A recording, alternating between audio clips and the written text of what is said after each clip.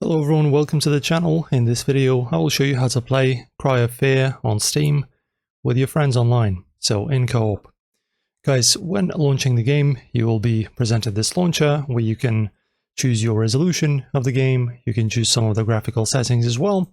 Let me just choose my resolution, so let it be Full HD, and just launch the game. And this is our game, guys, and now you just basically, to play online, need to either host your own server or join a server that you can basically connect with other people. So firstly you can host, so as you can see the interface is just like in Counter-Strike, the old ones. So you just choose the map, right? And in the game settings you name your server, insert a number of how many max players you want to have. Also, if you want to make it private, you can set a password. Lobby auto start time. This is going to be in seconds, I believe. And also auto respawn time.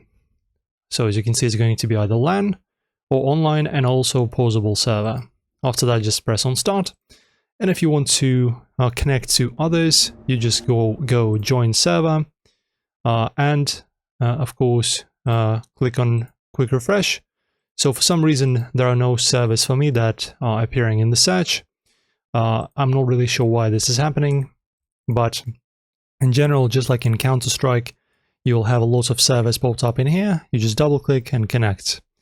And that's pretty much how to play this game online. Also guys, if you want, you can also press Shift plus Tab and go to your friends in Steam and also invite them to this game to play together.